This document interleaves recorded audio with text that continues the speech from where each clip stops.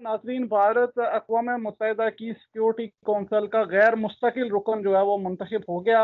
उस्मा गुल साहिबा, बहुत शुक्रिया, आपने वक्त दिया। ऐसे मौके पर भारत को अक़वाम मुत्तहिदा की सिक्योरिटी कौंसिल का रुकन मुंतखब होना कितनी बड़ी पाकिस्तान की नाकामी है। ये हमें समझने की ज़रूरत है, हमारे लोगों को ये एहसास होना चाहिए, इसका अदराक होना चाहिए कि हुकूमत पाकिस्तान जो है वो बजाय पाकिस्तान की नुमाइंदगी करने के, जिनके ये तुफैली हैं, ये उनका काम कर रहे हैं। अगर आज इंडिया ने मकबूजा कश्मीर के ऊपर इस कदर मसाइल खड़े किए हुए हैं, रोज़ाना LOC पे हमारे इतने शहीद हो रहे हैं, जिसमें फौजी जवान भी हैं हमारे, और हमारे सिविलियन आबादी भी है। 1083 वायलेशंस हैं एक साल के अंदर। उसके बावजूद ये सारा कुछ देना उनको और उसको प्रोटेस्ट ना करना या कंटेस्ट ना करना और इंडोर्समेंट करना, तो एक्चुअली ये बात साबित करता है कि हमने उनके जो 5 अगस्त के एक्ट को लेजिटिमाइज कर दिया है, उसको कानूनन हमने मान लिया है, टेक्निकल बुनियाद पे हमने उसको एक लेट दे दिया है। जबकि UN सिक्योरिटी काउंसिल की सीट के लिए अनअपोज इलेक्ट होना ये हमारे लिए बायसे शर्म है।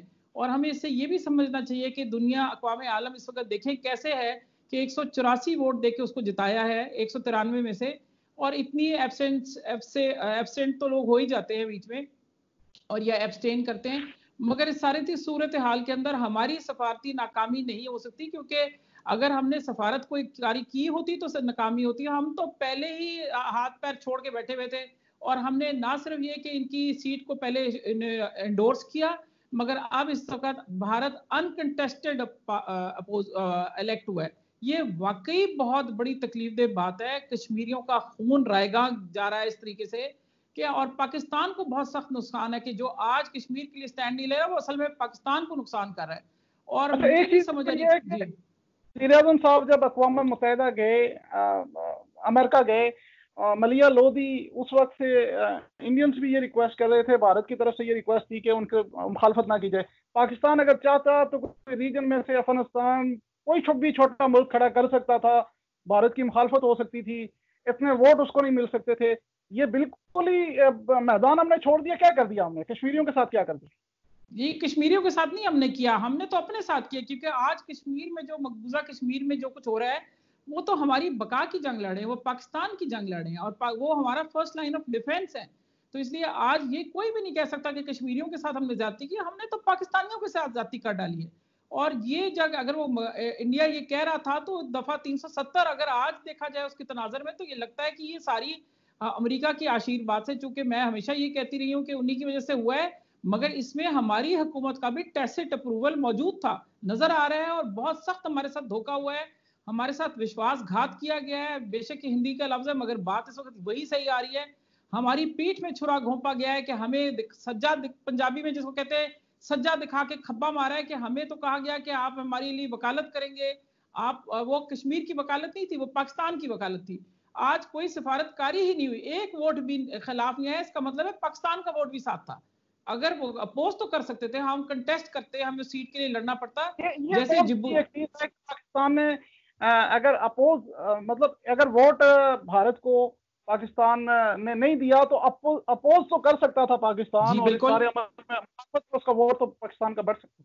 जी, यही तो बात है कि इनको जिस तरीके से अब देखिए कनाडा ने अपना वोट लूज किया है और वो नहीं जीत सके सीट, नॉर्वे को मिली है, आयरलैंड को मिली है, मेक्सिको को मिली है, और जिबूती और कीनिया आपस में लड़ेंगे, यानी कि 7 उम्मीदवार थे इन 5 सीटों के लिए, और कीनिया और जिबूती का नहीं फैसला हो सका क्योंकि 100 2/3 मेजोरिटी चाहिए, जिसकी वजह से वो अभी दोबारा एक रीरन होगा।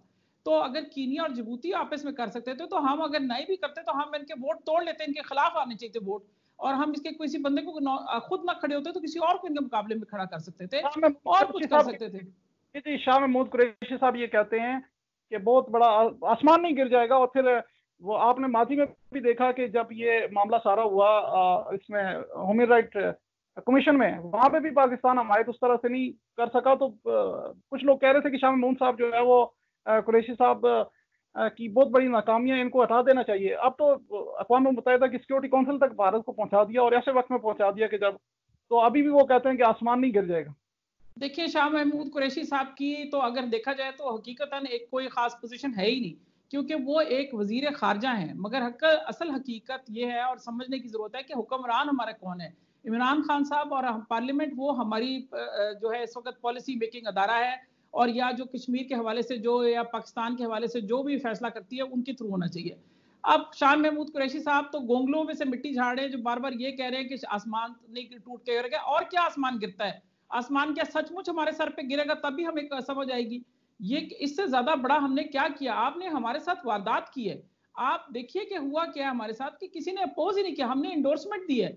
हमने जिस किस्म का काम किया है उसका मतलब यह है कि हमारे आका जो है कहीं और बैठे हैं, हम उनके हुक्म बजा ला रहे हैं।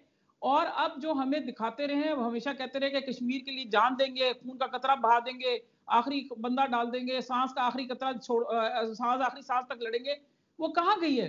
फौज हमारी तैयार करके आपने फौज को रेडीनेस में रख के, और आपने क्या किया है? आपने जाके सौदा कर लिए, और आपने कश्मीर का सौदा नहीं किया, आपने पाकिस्तान के फ्यूचर का सौदा कर दिया, पाकिस्तान की नस्लों का सौदा कर दिया।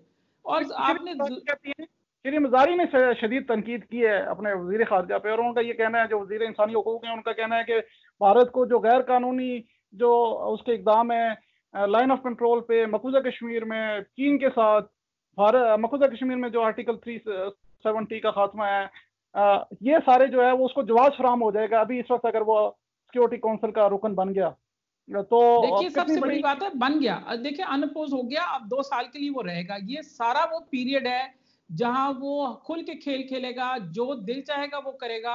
और चूंकि 184 वोट डाले, तो इससे ये भी साबित होता है कि दुनिया भर में किसी को कश्मीर के लिए कोई कान पे जू नहीं रेंग रही। और उसकी वजह यह है कि हमारी हुकूमत उसका केस नहीं लड़ रही, और हमारी हुकूमत पे कोई काम नहीं कर रही, बल्कि खामोशी का एक इन्होंने पर्दा और चादर ओढ़ के बैठ गए, और बिल्कुल इस पे कोई काम नहीं करे। इसकी वजह से हो ये रहा है, अगर अमलन देखा जाए, कि आप देखिए कि पूरी दुनिया में से 184 वोट पड़ जाना बहुत ही हैरान कुन अनअपोज्ड हुआ है।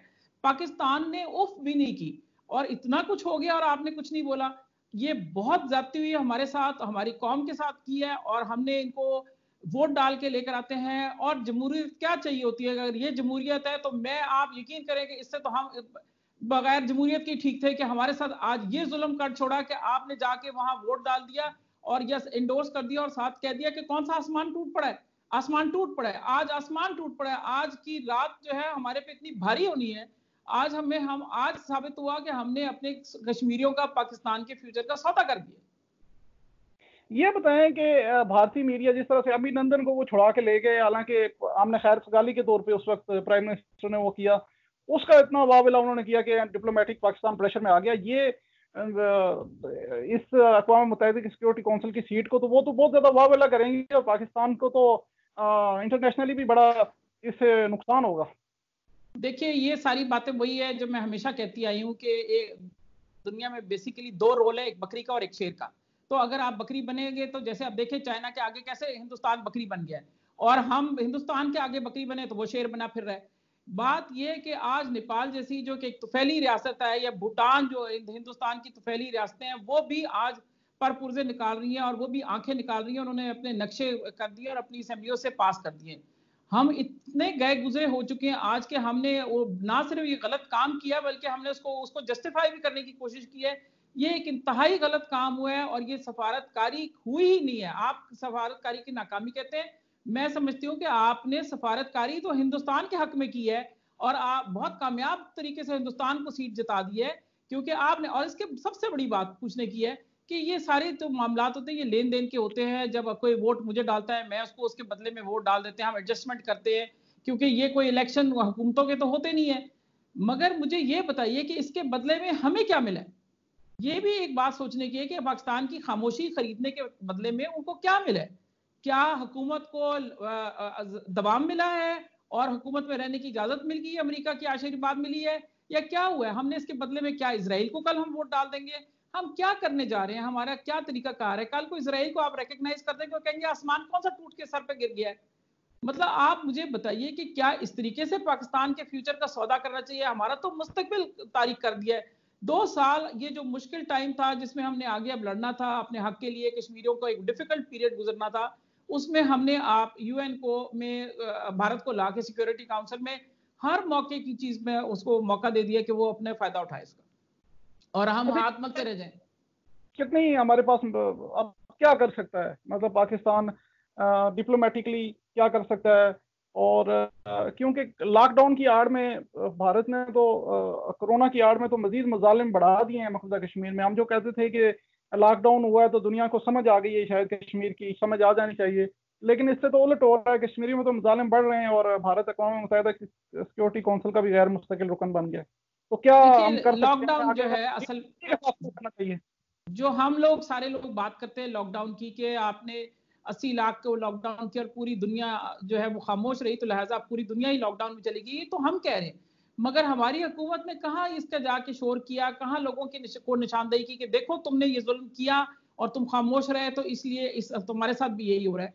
हमारी हुकूमत तो खामोश रही और हमने कभी भी परवाह नहीं की। हमारे तो अपने मुल्क के अंदर आज तक ये फैसला नहीं हो सका कि लॉकडाउन होना है या नहीं होना। लोग मर रहे हैं तो जैसे मर रहे हैं, मतलब जहाज से लोग नहीं मरना चाहते तो कोरोना से मर रहे हैं। हम कुछ भी नहीं कर रहे। और आप जहां कह रहे हैं कि हमें आगे क्या करना चाहिए डिप्लोमेटिक लेवल पे, तो हम क्या करें? हमने तो डिप्लोमेसी भी सिर्फ पर्सनल मफादात के लिए रखी है, अपनी हुकूमतों को की तवाम के लिए रखी है। हमने अपने अपने दोस्त बनाए, पर्सनल फ्रेंड्स हैं। इससे पहली हुकूमतों में भी जिससे भी बात जिक्र करें, मैं किसी का नाम नहीं लेना चाहती क्योंकि जाहिर है, मगर आपको भी पता है कि हमारे तमाम पुरानी हुकूमतों में भी ये था, हर एक के पर्सनल फ्रेंड्स थे और इस हुकूमत ने भी वही तरीका अख्तियार किया। पर्सनल फ्रेंडशिप के ऊपर फैसले होते हैं। इस मुल्क में कोई पुरसाने हाल नहीं है, कौम हैरान है, कौम आंखें हमें तो समझ नहीं आ रही कि हम क्या करें, कहाँ जाएं, कि हमें तो बेच दिया गया। जी बहुत शुक्रिया उस्मा गुल साहिबा। नाजरीन, उस्मा गुल साहिबा हमारे साथ मौजूद थी और इनका कहना यह है कि सफारतकारी की ही नहीं गई। सफारती नाकामी तो तब होती कि तब हम सफारतकारी हम कुछ करते, और इसके बदले में पाकिस्तान को क्या मिला है?